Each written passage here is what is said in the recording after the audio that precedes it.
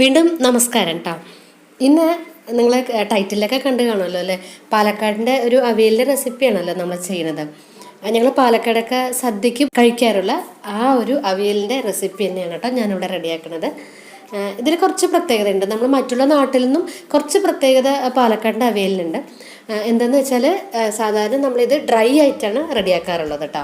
അതുപോലെ തന്നെ മഞ്ഞളോ അതുപോലെ ചില നാട്ടിലൊക്കെ നമ്മൾ ജീരകം ചേർക്കാറുണ്ട്, അതുപോലെ തക്കാളിയൊക്കെ ചേർക്കാറുണ്ടല്ലോ അല്ലേ. അപ്പോൾ അതൊന്നും ചേർക്കാതെയാണ് പാലക്കാട് അവിയൽ റെഡിയാക്കാറുള്ളത്. അപ്പോൾ നമുക്ക് നോക്കാം അല്ലേ. ആദ്യം തന്നെ ഞാനിവിടെ ചേനയാണ് കേട്ടോ വേവിച്ചെടുക്കുന്നത്. കാരണം എന്താ അറിയോ, ഇത് ആദ്യം വെന്ത് വരാത്ത ചേനയായിരുന്നു. അതുകൊണ്ട് മറ്റുള്ള വെജിറ്റബിൾസ് കൂടെ ഇടുമ്പോൾ ചേന വേകാതിരുന്നാലേ അതൊരു ടേസ്റ്റ് ഉണ്ടാവില്ലല്ലോ. അപ്പം ഞാൻ ആദ്യം ചേന ഒന്ന് ഹാഫ് കുക്ക് ആക്കിയിട്ട് ബാക്കിയുള്ള വെജിറ്റബിൾസ് ചേർക്കാമെന്ന് വിചാരിച്ചിട്ടോ. പക്ഷെ നിങ്ങളുടെ കയ്യിൽ ഇപ്പം നല്ല വെന്ത് വരുന്ന ചേനയാണ്, പെട്ടെന്ന് വേണ ചേനയാണെങ്കിൽ എളുപ്പമായി നമുക്ക് എല്ലാ വെജിറ്റബിൾസും കൂടെ ഒന്നിച്ചിട്ട് വേവിച്ചെടുക്കാം. പക്ഷേ ഇത് ഞാൻ സെപ്പറേറ്റ് ആയിട്ടൊന്ന് വേവിച്ചെടുക്കുന്നുണ്ട്.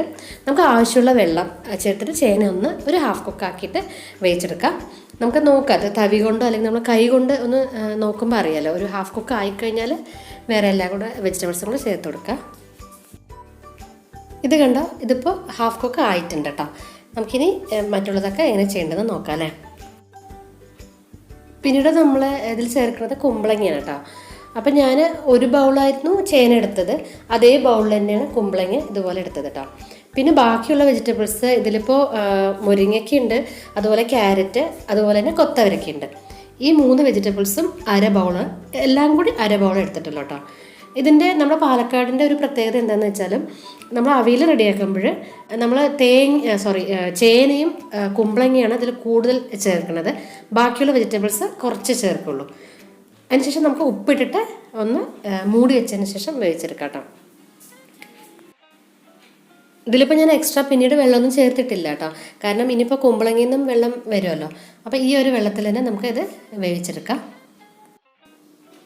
ഈ സമയത്ത് നമുക്ക് അരപ്പിനുള്ള കാര്യങ്ങളൊക്കെ റെഡിയാക്കാം. ഞാനിവിടെ ഒരു 4 പച്ചമുളകാണ് എടുത്തിട്ടുള്ളത്. അത് ഇതുപോലെ കട്ട് ചെയ്തിട്ട് ചേർത്ത് കൊടുക്കാം. എന്നിട്ട് നമുക്ക് തേങ്ങ കൂടെ ചെരുവിയത് അതുകൂടെ ചേർത്ത് കൊടുക്കാം കേട്ടോ. 1 മുറി തേങ്ങ ചെരുവിയതാണ്. അത് ചേർത്തിട്ട് നമുക്കൊരു 1/4 ഗ്ലാസ് വെള്ളം ഒഴിച്ചിട്ട് ഇതൊന്ന് അരച്ചെടുക്കാം. ഒരുപാട് പേസ്റ്റ് ആക്കിയിട്ട് അരയണ്ട, ഒന്ന് അരഞ്ഞ് കിട്ടിയാൽ മതി. കഷ്ണങ്ങളൊക്കെ നന്നായിട്ട് വെന്ത് വന്നതിന് ശേഷം നമുക്ക് അരപ്പ് ചേർത്ത് കൊടുക്കാം കേട്ടോ. അരപ്പ് ചേർത്തിട്ട് നന്നായിട്ടൊന്ന് മിക്സ് ചെയ്തിട്ട് എടുക്കാം. ഈ വെജിറ്റബിൾസിലെല്ലാം ഈ അരപ്പ് നന്നായിട്ട് പിടിക്കണമല്ലോ, അതിനായിട്ട് നന്നായിട്ടൊന്ന് ഇളക്കി കൊടുക്കണം. എന്നിട്ട് നമുക്കിതൊന്ന് തിളപ്പിച്ചെടുക്കണം. തേങ്ങ ഒന്ന് തിളച്ച് വരണം.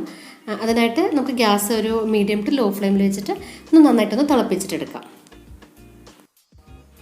തേങ്ങ നന്നായിട്ടൊന്ന് തിളച്ച് വന്നതിന് ശേഷം നമുക്കിതിലേക്ക് തൈര് ചേർത്ത് കൊടുക്കാനുണ്ട് കേട്ടോ. തൈര് ഒരു ഹാഫ് ബൗൾ എടുത്തത്, അത് അധികം പുളിയില്ലാത്ത തൈരാണ് കേട്ടോ. അതുകൂടെ ചേർത്തിട്ട് പിന്നീട് നമ്മൾ ഒരുപാട് തിളപ്പിച്ചെടുക്കരുത്. നമ്മൾ തേങ്ങ തിളപ്പിച്ച പോലെ തൈര് ഒഴിച്ചതിന് ശേഷം തിളപ്പിച്ചെടുക്കരുത് കേട്ടോ. അപ്പോൾ ഒരു ഗ്യാസ് ലോ ഫ്ലെയിമിൽ തന്നെ വെച്ചിട്ട് 1 മിനിറ്റ് ജസ്റ്റ് ഒന്ന് തിളച്ചതിന് ശേഷം നമുക്ക് ഗ്യാസ് ഓഫാക്കാം. ഗ്യാസ് ഓഫാക്കിയതിന് ശേഷം നമുക്ക് കറിവേപ്പില കൂടെ ചേർത്ത് കൊടുക്കാം കേട്ടോ. ഇത് കണ്ടോ, ഇതിപ്പോൾ ഡ്രൈ ആയിട്ട് വരുന്നുണ്ട്. നമ്മളിതിപ്പോൾ ചട്ടി കാരണം കൊണ്ട് ഗ്യാസ് ഓഫാക്കിയിട്ട് പിന്നെ കുറച്ച് നേരം കൂടെ കഴിയുമ്പോൾ ഒന്നുകൂടെ ഡ്രൈ ആയിട്ട് വരും കേട്ടോ. അപ്പോൾ അത് കറക്റ്റാവും. എന്നിട്ട് നമുക്ക് കുറച്ച് പച്ച വെളിച്ചെണ്ണ കൂടെ ചേർത്ത് കൊടുക്കാം കേട്ടോ. ഒരു 1-1.5 സ്പൂണൊക്കെ ചേർത്ത് കൊടുക്കുക.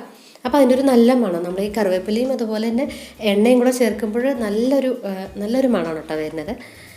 അങ്ങനെ നമ്മുടെ ഈ സദ്യ സ്പെഷ്യലായിട്ടുള്ള അവിയൽ റെഡി ആയിട്ടുണ്ട് കേട്ടോ. നമ്മളത് മൂടി വയ്ക്കുമ്പോൾ ഞാൻ നേരത്തെ പറഞ്ഞ പോലെ തന്നെ മൂടി വെച്ചിട്ട് കുറച്ച് നേരം കൂടെ കഴിയുമ്പോൾ നന്നായിട്ട് ഡ്രൈ ആയിട്ട് വരുമല്ലോ.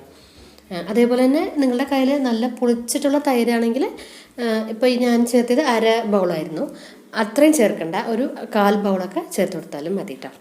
അപ്പോൾ ഇത് കണ്ടോ, ഇതുപോലെ ഡ്രൈ ആയിട്ടിരിക്കും. അങ്ങനെ നിങ്ങളെല്ലാവരും ഇതൊന്ന് ട്രൈ ചെയ്ത് നോക്കുക കേട്ടോ. തീർച്ചയായിട്ടും എല്ലാവർക്കും ഇഷ്ടപ്പെടുന്ന ഒരു വെറൈറ്റി ആയിട്ടുള്ളൊരു അവിയലാണല്ലോ. അപ്പോൾ എല്ലാവരും ഒന്ന് ട്രൈ ചെയ്യുന്ന സമയത്ത് കമൻസും കൂടെ അറിയിക്കാനും വിട്ടുപോകരുത് കേട്ടോ. അപ്പോൾ നിങ്ങളെല്ലാവരും നമ്മൾ ഈ വരുന്ന ഓണത്തിന് ഇതൊന്ന് ട്രൈ ചെയ്തിട്ട് കമൻസ് ഒന്ന് അറിയിക്കണം കേട്ടോ. അപ്പോൾ നമുക്ക് നല്ല നല്ല വീഡിയോസായിട്ട് ഉടനെ കാണാം. Thanks for watching. ബൈ.